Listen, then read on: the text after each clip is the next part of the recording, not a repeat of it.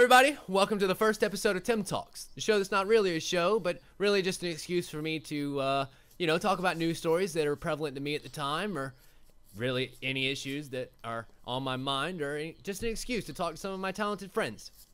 Speaking of those talented friends, I have one of them here with me right now. His name is James McGregor, also known as JimJam. Say hello, James. Hello. How are you? How you doing today? I'm good. Bit tired, but I'm good. How are you? Oh, not too bad. Not too bad myself. So let's jump right into it. Where were you born? I was born in, England, obviously. In, a town in the middle of England, pretty much. Well, I was born in a hospital, but I was born into, a small village. It's Huntingdon. I had to think about where I lived then. Huntington. Huntingdon. Oh, okay. Is it a nice little hamlet, or is it more of a city, or...? Where I lived, it was probably less than a hamlet. It was literally small. Is 2 farms and a few houses, and 5 miles away, nothing. There was a zoo. We had a zoo. At a zoo? We had a zoo. Yeah, it's the most randomest place to put a zoo. There's people who lived near us, like the next villages along. They didn't know we existed. That's how middle of nowhere it was. Oh my. Yeah. So, I mean, as a young James, take us through what you would do. What do you mean, what do I do? As in, my daily routine? Yeah, did you go to school, or were you more of one who skipped to do his own thing? Oh, no, I never skipped school. Not once, other than when I was into college, but that's not really important. You weren't obliged to go then. Right. But I used to... Where my primary school, which is it for you? Is it elementary? Yeah. Because the whole school system's different. That one, I was me and the other people who lived in the village where I lived were the only people who had to get a bus, because everyone else who went to that school pretty much lived in the village of the school. So my routine would be wake up, stand by the tree, get a bus, go to primary school, come home, and sometimes my mum used to be a childminder. And other students from the school would come back with me, and that was interesting. We had a lot of people in the school, in the house at one time, all around my same age. Right. So, then it went on to secondary school, and that's when because I'm the youngest I've got 2 brothers and a sister, I'm the youngest. So, pretty much when I started secondary school, my brother was in his last year, and it was just very foreign, me being the quiet little weird kid. Well, not weird. So you were, I would think with all those kids who would come home to your house, you'd be rather popular, but you were quiet. Well, it's, the thing is because I went to a small elementary, there's only 5 kids who went up into the secondary school, because they went, obviously, to other secondary schools and stuff. So, right. And then when you go into secondary school, there was, going from 5 people who went up with me, then 120 students in my year, and then they get divided out into form groups which have about 30 students in each. So I only ended up with 1 person I knew originally. Right. So and then the rest just kind of end up dispersing. Yeah, and then throughout the countryside. Yeah. Oh man, I bet that makes it rather annoying to keep friends. Well, this is around about pretty much. But it's about year 7, year 8, which is. Year 7 is your first year. Year 8 is your second year of secondary school. Mm. That's when sorry.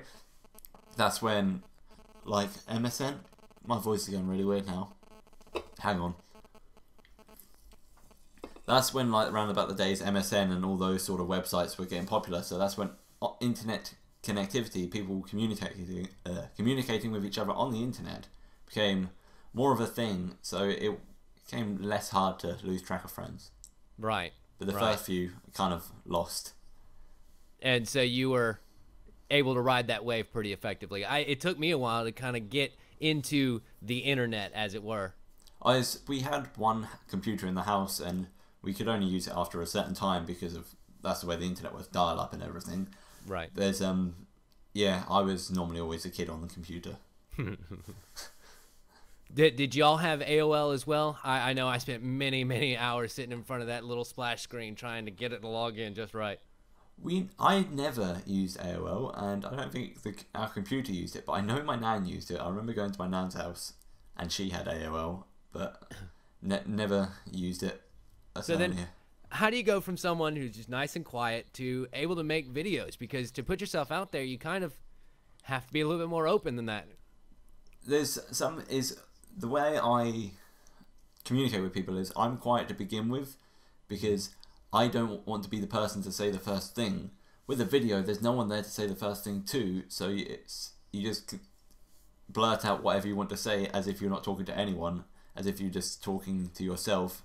And that's how I make videos, because I've said before, I don't make videos for people. I make videos because I want to make a video, and then I show it to people.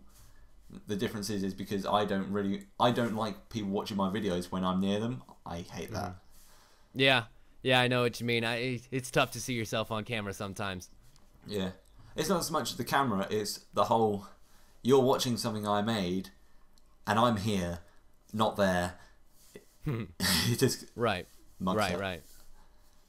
Well, what kind of projects are you working on now?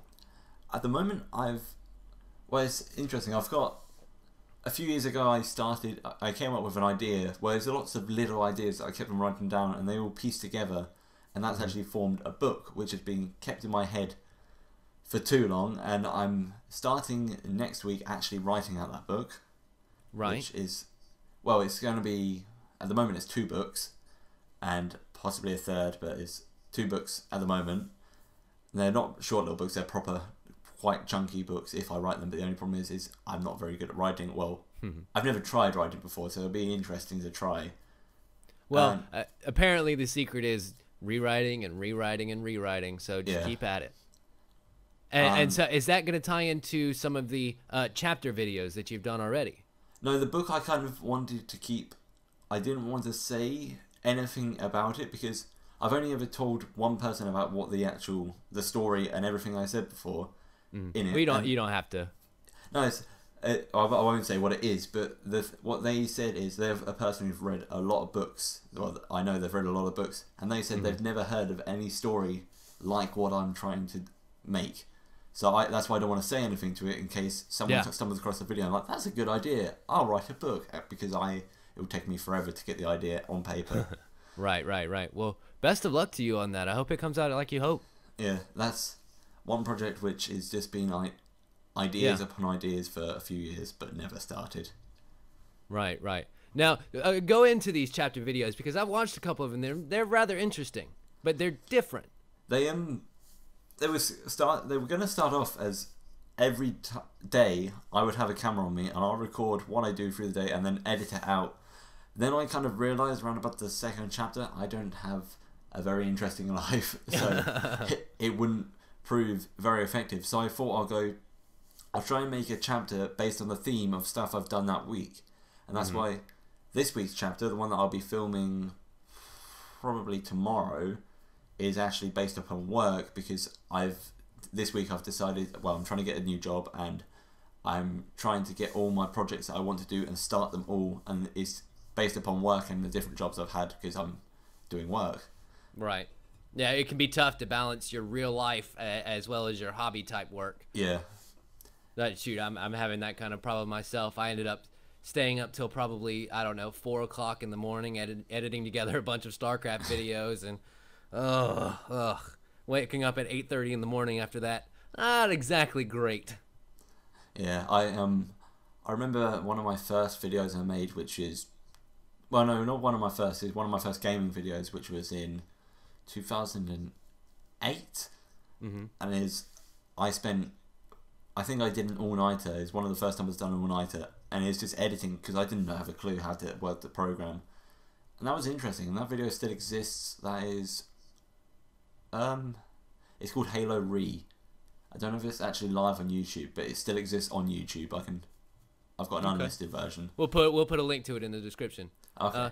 That's neat. So you've been doing this for quite some time. How did you learn the skills that you need to make this stuff? Pretty much, well, it's all self-taught. I watched guides. A good person that I was watching was a guy called Tufvid, and because initially I didn't want to be a video maker, I start the first YouTube video I ever made was a stop motion animation because I wanted to be an animator. Oh, neat. And I know how to use programs like Flash and like other animation programs. Well, mainly Flash. But Right. the first video I ever uploaded was a stop motion, and yeah, I picked up video editing from me wanting to learn new skills and learn different ways of how to express what I wanted to. But then whenever I started something, I never really finished it. Yeah, it's that perseverance part that takes a little bit of effort. Yeah, especially being a kid doing tests Right. in school and stuff, and no Right, one right. understanding what YouTube is really at the time. So, how old are you now, and how old were you started? I started. I'm trying to think. Well, I'm 19 now, and 2013 now. I started in 2006, so that would have been 7 years ago. So I would have been 12 or 13. No, it's late 2006. I would have been 13. So it's September. Wow, and I thought I was doing pretty well at 25. Jeez. Yeah, no one like taught video editing then at schools. Well, they probably did, but not at my grade. Right. So everything I know about video editing is all self-taught. Yeah. I know exactly what you mean. I pretty much had to do the same thing. The most computer classes I got in school were, Number Muncher and Oregon Trail. I remember when one of our computer classes was how to use the internet, and Google wasn't a thing then. We had to use Ask Jeeves. Oh, wow. Yeah, that's how. I bet that was rather ironic over there. Yeah. Yeah, good old Jeeves. So those are your projects that you're working on right now. What do you do for fun? Well, I do a bit. No. No, we're not cutting that early. What do you do for fun that's safe for work? I go to YouTube meetups quite often. Well, I say often, it's depending on money, and I don't have a lot of money at the moment because of the whole America thing. But I do gaming. I like to game. At the moment I'm playing, I'm about to start playing Majora's Mask because I'm recording Ocarina of Time. And I'm playing also, what else am I playing? Paper Mario Thousand Year Door. I'm replaying that. But gaming is mainly the thing that I enjoy doing. Or Thousand Year Door. I vaguely remember stuff about that. What was that one? That's Paper Mario Thousand Year Door. It's the second one. Oh, yeah. It is on the GameCube, and it was the crystal stars, the something stars. There's 7 of them, and they've scattered across. And your goal is to find them in order to rescue the princess. Obviously, it's a Mario game. Yeah. Okay, neat. That's one of my favorite games. Now, what is this America thing you were talking about? Well, in July this year, I'll be going to America, into Austin, Texas, along with you, and we're going to RTX, which is the Rooster Teeth convention. I went last year, so did you. Yeah.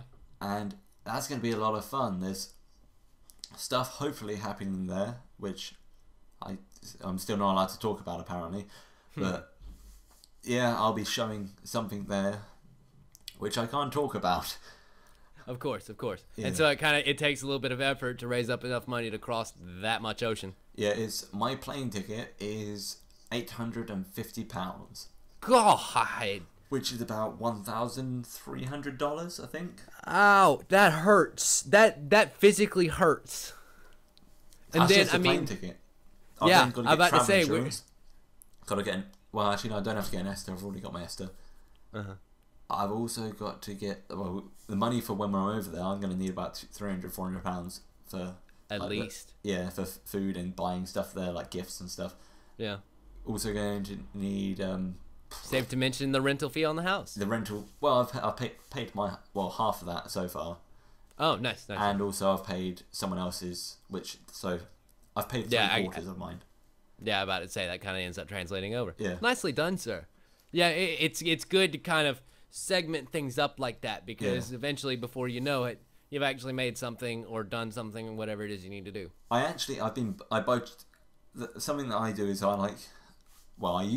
at school I used to like maths, and then I took it further and further, and then I didn't like it in the end. But I can still do it. So what I did was, when I got my flights and everything, I've got a budget of what I need to spend every month leading up to America, and next month, I think it's the last month, I have to pay back on my flight. Then my flight's completely paid off. Well done. So then I'll have money to do stuff. Yeah. I've got this coffee tin that's right up here. That's half full of money right now, saved up for RTX. So, right there with you, my man. Well, I haven't got the money saved yet, but the flight will be paid off. Then I can start saving actual money that I can spend then. Right. So it's all good. Well, good, man. Let's see. All right, well, let's take a short little break here, and we'll come back in just a few minutes. Okie dokie. And we are back, ladies and gentlemen. Sorry about that. So, we're back here with James, and we were just talking about some of his other videos and other projects that he's been working on. You've been active a lot lately with the Community Hunter group. Can you tell us a little bit about that? Well, you say active. I've got things in the queue that are waiting to be uploaded. So I say I'm active, but I'm still waiting for stuff to appear. But yeah, I'm trying to come back into the community related to the project that's going to be announced at RTX. Well, not announced, shown at RTX, and then they'll start appearing on the community channel. Right. Hopefully. But yeah, I wanted to get into the community so people knew who my name was, because when I go to RTX, people will be like, "Who's he?" Oh yeah, no, brand awareness is absolutely the number one thing. Yeah, because I mean that's why every video of mine starts with my name. Your name. Yeah, no, it's absolutely critical. And yeah, I'm basically trying to get myself something I never really do is actual achievement guides, which I'm planning on doing soon. And the video that's in the queue is sort of an achievement guide. It's what I normally do. I take an idea of what something's meant to be, and then I make it my way, which is how Red vs Blue achievement guides appear. And this is Achievement Hunter. And the Minecraft video. That's the one I'm on about. Oh, yeah. It's still not live. So right. we're still waiting for that. Because the queue is still... I think we're 4 days behind on when I uploaded that video in the queue time. Because I know when other people uploaded their videos. So I've been keeping track of whereabouts we are in the actual queue of uploads. Right. Because I gotta tell you, James, that damn video, it's one of my favorites. It's absolutely one of the best things I've ever seen. I have not laughed that hard in quite some time, and we'll definitely put a link down somewhere so that other people can find it. So you do a lot of work with video games, you do a lot of work with videography, but what would you consider to be your realms of nerddom? Well, one thing that I'm a pothead. When I say that, I don't know, as in Harry Potter, not as in. But it's right. No one needs to get confused over that here. Yeah, I'm pretty much. Well, at school, I was the person who knew the most about Harry Potter. I can name how many spells a certain wizard invented and so on. Well, I mean, shoot, it was probably the school next door for you? Yeah. In fact, I'm looking over the camera because I can see the Harry Potter books and the DVDs and the Blu-ray behind it. Wow. But other things, video games, obviously, which we've mentioned, sort of haven't really been into reading. But I'm quite into the whole weird things that people do on YouTube. I like finding out new stuff through YouTubers. I don't like Harlem Shake. That's stupid. Yeah, no, stupid fan. Did you see Freddie Wong's video of it, by the by? Was it the actual Freddie Wong or the one that Node made with Freddie Wong? I'm not sure. It's the one where they start the video and then Freddie Wong kind of comes in and takes the helmet off the guy. Yeah, that's the Node one with Freddie Wong. Yeah. Freddie Wong has his own one, which is I can't remember. Is done in his studios, but it's different as well. Well, what about comic books, movies? Comic books. I've never. Well, the only comic books I've owned is Thomas the Tank Engine when I was younger, like proper younger. Whoa, now we have a hardcore badass over here. But I had a proper Thomas the Tank Engine was my thing. I had the little metal trains. I had every single one, and I could name them and number them. And wow. Yeah, that's how bad I was. But, yeah. No, I think that totally qualifies you for waving your nerd flag.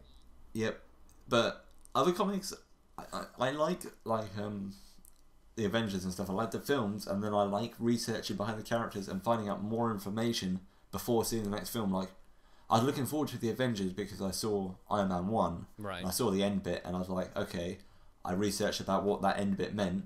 Then I was watched the Hulk, and then I researched that, and then so on. I like to know information about stuff I didn't know about, but I only really on stuff that I get forced into. Like comics, you can't really force someone into a comic. You can't really say, look, read this. Yeah, Whereas no, fair point. a film, you watch a film and then something happens at the end, you're like, well, what does that mean? It's sort of easier to lead someone to knowledge that they might not otherwise have discovered on their own. Yeah. Yeah, fair enough. So, then I can't really think of any other things nerdy. I can play some instruments. Is that kind of leading style? That's something you go for a lot? Sort of. I like. What do you mean by leading style? Do you mean as in like being as in like dropping hints for people and leaving Easter eggs for people to see in the background and things if they pay close attention? In the thing that I can't talk about the thing. What I can say is in the thing that I'm making, that's going to be revealed at TX. There are a lot of Red vs. Blue Easter eggs and references in it. Well, you heard that. Y'all paid attention. Apparently, it's going to be really neat. I like to hide stuff in stuff. Like in a Red vs. Blue achievement guide that I've done on Achievement Hunter, I can't remember which one, but I actually make a reference to Super Mario 64, and there's only 2 people picked up on that, and I think it's got 8,000 views. Wow.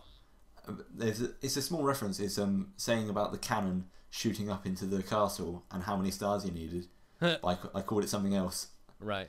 But yeah, I like to put little hidden things. Yeah, it is very much fun. I tell you, one of my favorite things about doing this myself is kind of the fun control aspect of it, because I'm a huge control freak. So it's nice to be able to do everything. Yeah, do all the things. Yeah, do all the things. That's exactly right.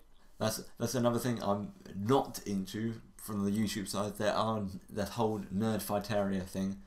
That's why I don't really like being called a nerd, because as a YouTuber, being called a nerd is they basically relate you to Nerdfighteria, which is Vlogbrothers and all that. And I don't watch Vlogbrothers and stuff like that. I've got the book, I still haven't read it. Fault in Their Stars. You should. It's there. I can see it as well on the shelf behind the camera. Yeah. Oh yeah. It's fantastic. In fact, I can see both copies. I've got 2 because I'm going to give one away at a gallery. Yeah, I remember your video about that. Shout out to chapter 3 or 2. Yeah. Well, so you're coming to the States here in July. You're doing a whole bunch of these other stuff. What are your plans after that? Well, the whole reason I'm not doing anything interesting at the moment is because I can't afford it. Right. As soon as I get back from the States, hopefully I'll still have a job, and I'll have money which I can spend on stuff. Well, you are telling them you're going to the States, right? Yeah. I mean, that's kind of important to making sure you have a job when you get back. Yeah, I've got the holiday booked off, but the whole thing, I'm trying to look for another job, and then if I find another job, it's whether I can get off that time as well and stuff like that. Right. But the big thing that for me is I want to make these videos interesting, the chapter videos, but I can't because I can't do anything interesting because I live on an island and it cost me at least £40 to get anywhere. Yeah, it does become kind of rough when you don't have the capital to do the interesting things. So there's 4 things that I'm planning on doing once I come back from the States. 2 tie into 2 of them tie into one of the others. But the first one is I want to find, because I know a lot of big-ish UK YouTubers, I want to do a thing where I find out their fears and then I make them face their fears. Like, I know someone's scared of horses, so I want to make them go horse riding. Interesting. And that's also a thing. There's a thing called Life Scouts. I don't know if you've heard of it. It's a YouTuber called Alex Day came up with this thing where you basically you earn badges for doing real life things, like visiting the Taj Mahal. Real life achievements, basically. Yeah, and you can get the badges and you can actually show them. And then when you go to gatherings, you wear your badges. Really? Yeah. And it's a whole thing called Life Scouts. I want to try and get all the badges, but that would be very expensive. Of course. Actually, and I just imagine you pulling out a case like Ash Ketchum. I mean, just got them all. Yeah. And two of the other things which tie in with the fear thing, which happens also to be 2 other Life Scout badges, I want to do a bungee jump, and I already know where, when, and how much that is, and a skydive, which both of them I've wanted to do for a very long time, but you have to be 18 to do a skydive in the UK. So right. I could do it last year, but I paid for America, and I could do it this year, but again, I'm paying for America. So of course. After America, I want to do a skydive because it's quite expensive. Bungee jumping, huh? Bungee jumping. I quite like...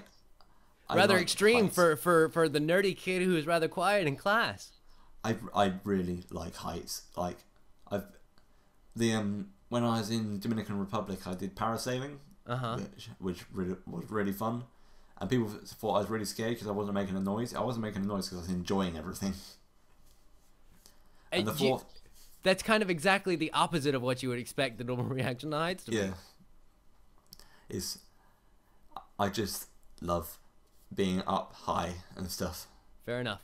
You were going on about a fourth thing. I apologize. I was going to say the fourth thing is actually again is working with other YouTubers, but the reason I need money is to travel, and it's chapters whatever, the one called Cookies is the pilot episode to a thing called Cooking with Jim, which in fact you're going to be doing one of these with me when I go to America. Is that right? Yeah, we're doing a Cooking with Jim then, which is basically we do cooking videos, but it's pretty much I'm teaching you to cook, but I'm going to bugger it up for you, and you're going to watch it fail. That sounds awesome. What are we going to... No, don't tell me. Don't tell me what we're going to mess up. I'm excited. It's going to be great. Yeah, so you're doing one, and then I've got 3 other people who I want to do one with, but then again, it's the travel costs, getting the time off work, having somewhere to stay while doing it. Of course. So a lot of people think England is like this big, when like America's this big, but even though England's this big, it's still as hard to travel from like one state to another. I'd imagine. From one county to another. So that's my plans for after America. Neat. Well, what are you doing as far as video games for fun? We were talking about stuff you're doing for your videos and stuff that you're doing for projects and stuff, but let's get to James not at work. Normally, when I'm playing games, I play on Halo, but it's when someone asks me to play games. I haven't played games a lot. I rather play indie games than main games. Right. But very soon, there's a very good game coming out, as in this month, and that's BioShock. And BioShock is my 4th favourite game. BioShock 1 is my 4th favourite game. Yeah, it's pretty high up there for me, too. And I just can't wait for that game. I've got the special edition, not the Songbird, because that's too expensive. Right. But I've got the special edition on pre-order, so hopefully that will arrive. That will be... Assuming it doesn't get delayed again sometime between now and then. Yeah. well, it's gold. It's on gold at the moment, I think. Right. Yeah, no, I can't wait for that game myself. It's going to be so freaking awesome. They're really good at setting up a nice atmosphere. Yeah. A lot of people... Did you like... I'm interviewing you now. Did you like BioShock 2? Certain parts. Like, I didn't like the fact that you were the Big Daddy. Yeah. But I liked some of the mechanics that came about because of it. The dual wielding and, But you just felt... all of the scariness was gone because you were the thing that was chasing you in the last one. So why are you going to be scared? Badass. Yeah. Even though, yes, there is one thing that is more badass than you, that's only one thing. See, I'm different when it comes to BioShock. When I said BioShock's my 4th favourite game, that's BioShock 1 and 2 together. Okay. Because I don't see them as like BioShock 1 and BioShock 2, I just see them as BioShock, and because a lot of people see it as BioShock 2 as BioShock Rapture. Yeah, I liked both games as much as each other, but I respect them because I play them as if I'm not playing a game that's trying to live up to another game. I'm just playing a game. I think a lot of people, if they play BioShock 2 first and then play BioShock 1, the tables will turn and people will still say, oh, BioShock 2 is better than BioShock 1. Well, yeah, that's a fair point, but then again, if that was the way it was supposed to be, then why didn't you release BioShock 2 first? Because I think they're trying to... Because BioShock 2 is set 10 years after the fall of Rapture... Well, not after the fall of Rapture. It's set 10 years after the events of BioShock 1. So they were trying to set up hints and stuff that to try and understand why the world is the way it is. Because BioShock 1's explaining the fall of Rapture, which is... BioShock 2 is set in the multiplayer is set during the fall of Rapture. Mm-hmm. Which is... Yeah, I've done too much research onto video Yeah, games. no, it's fine. I'm a total lore nerd myself. But yeah, that's when I say when we mentioned nerdiness and I said about games, I know the Halo enemies by their proper names. I know that Hunter is called an Unjugalugger, Right. and they're built up of worms this big, and they have a hive mind like the Flood, and that's how they work with each other. I know stuff like that. Wow. Yeah, no, that's intense. Yeah. Then, okay. Sorry. Right. We're gonna cut for just a second. I'm getting a phone call from work. So, what else are you looking forward to this year? I can't wait for Watch Dogs. Is that game? It looks so beautiful. From what the trailer show, of course, it just looks like it's gonna be amazing. Yeah, I remember the one from E3 last year. Man, it just absolutely blew me away. You started to watch it, but you started to watch the trailer and you're thinking, okay, this guy's got a phone, and then it's like you can do a lot of things with that phone. Yeah, a lot of things with that phone. I'll be interested to see, exactly how far they're able to take it, and because it looks like you're almost Hitman-esque in the way you're able to kind of craft your own solutions to problems, but it'll be interesting to see how they tie it all together. The game I'm looking... Well, I wouldn't say I'm looking forward to the most, but my number one favourite game is Pikmin 2.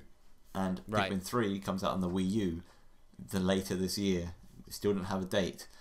And do you have one of those yet? I'm not buying a Wii U until I know exactly when Pikmin 3 comes out, because I don't have any money at the moment. But that's why I'm going to buy a Wii U, for that game. Yeah, I the Wii U, I held one of the controllers. They're nice. I feel like I could get behind it if I actually had a reason to get behind it. But, you just need that killer app. I mean, as much as I hate to say it, I think where's the Smash Brothers? Where's the... Well, they've all been announced, sort of. Of course they have, but... Where are they? Yeah, I mean, the console's already out. Yeah, I think a lot of people see the problem is they're focusing too much on trying to make the games that people don't know about rather than the games people want. And I mean, they say that they had I think it was 40 some odd games in their release window. Yeah. Well, their release window, as it turns out, was 6 months long. And it was very heavily weighted towards the back end. Yeah, like all the Pikmin, the Wind Waker HD. Yeah. That Lego game as well that they showed. I mean, we haven't had exactly what I would call a strong opening lineup for a console release since the PlayStation 2. Yeah. I can't even... As far as I'm concerned. I think that's around about the time I didn't know, I got a PS2 as a joint Christmas present with my brothers. Right. And my first game, bear in mind, we got the PS2, I think the year it came out or the year after. My first game was Grand Theft Auto 3. Wow. But... Yeah, that talk about your christening in blood. Well... Baptism by fire, even. And there's me talking about I'm really excited for Pikmin. Yeah, really. Well, I'm actually quite looking for GTA 5. Now we're on the top of GTA. That game looks fun, but I don't like the whole 3 different characters thing. It seems very... Call of Duty was the first one that did it, and now it seems like a new fad that's kind of going through along the same that cover-based shooting was with Gears of War. I think the way they're doing it with because of GTA 5, I think it's because they saw GTA 4 and saw some people like the Nico story, some people like the Lost and Damned, and some people like the Battle of Gay Tony. I personally like Nico and Battle of Gay Tony, and I hated Lost and Damned. Now, I've never been able to get into the Grand Theft Auto games, but I will say I did enjoy the Ballad of Gay Tony. I mean, something about just being told that good of a story, you're able to let go of a lot of your preconceived notions about the game itself. I think GTA San Andreas was the last GTA that really, the last good GTA I saw. Right. Even though it was only 2 games ago, but still. Well, I think we've come about to the end of our program here, and before we leave for the day, I've always enjoyed the Actor Studios method of ending with a rapid-fire questionnaire, and so I too have reappropriated a version of the Proust questionnaire, and it goes a little something like this. James, What's your favorite word? Jelly. What's your least favorite word? Slag. What hero or heroine do you most identify with? Would that count? Yes, I think it will. What about a villain or villainess? No, I can't do Shaun the Sheep. That's a really good question. I can't think of any. Bugger. The what's his name? The Didact of Halo 4. Oh yeah. I really liked him. He was probably my favourite, even though he's like Halo 4's not a great game. He's really, I like him. Well, what turns you on, either creative, spiritually, or emotionally? Or my turn-ons. Sure. If you want to look at it like that. When you say like what makes me turn on for creative, as in I want to go creative, it's normally music. Yeah. Music is something that I listen to and I'm like, I need to paint, I need to draw. I can't do that without music. Music. And when you get that impulse, is it pretty easy to resist, or are you fairly compulsive? I normally need to have a slightly bit of alcoholic toxin within my body in order to do anything. Liquid courage, all that. What turns you off? When my internet's turned off. No, normally it's when an idea starts going wrong or how I didn't plan it. Like the painting I've got over there, I started drawing that in 2011. Didn't like how I was drawing Master Chief. Stopped it. Started painting it November last year.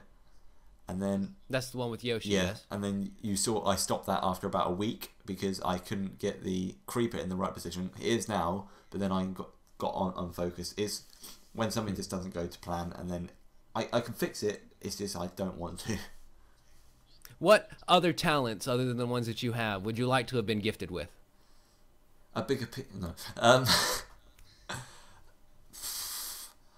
I like to be able to, although I'm ambidextrous in a way, I'm ambidextrous when I don't think about it. I can draw and then I'll switch hands without realizing, and I'll start drawing with the other hand as soon as I realize.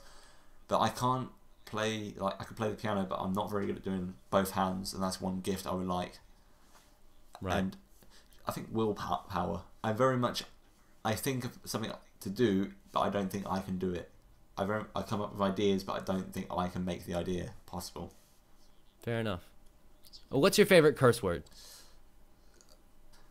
I was going to say the C word, but that's not my favorite curse word. Any of them. It's matter. most likely fuck, because I say that a lot. A fucking lot. What do you see yourself doing 10 years from now? In a grave... No. Hopefully, freelancing, editing or something. Yeah. I don't want to be tied down by a company, but getting freelance work is very hard when you haven't had experience working for a company before. So I need to get the experience, and I would like to be a freelancer. What sound and noise do you love?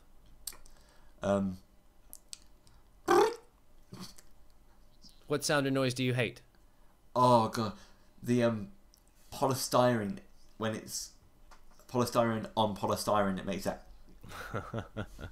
Yeah, that god awful squeaky noise.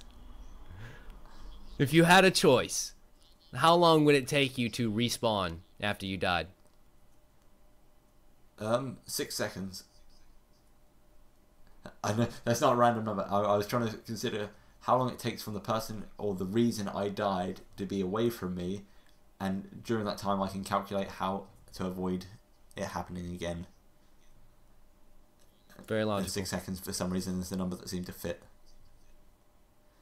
Well, ladies and gentlemen, that's it for today. Before we go, James, do you have anything you'd like to plug? The bath. No. Just I don't like looking at numbers, so I'll just say Twitter because that's the one where I have to look at numbers. So Twitter. All right, we'll put a link to your Twitter handle right there. And from the Twitter, you can go to YouTube's if you want to. I'm not fussed. You can subscribe if you like. I'm not too fussed. Fair enough. And mine, as usual, is youtube.com/Tim Leftwich, twitter.com/Tim Leftwich, or twitter.com/Tim Tries. Thank you so much, ladies and gentlemen. I hope you've enjoyed this first episode. I sure had fun. James, did you have a good time? Yes. Good. We'll see you next time. Adios.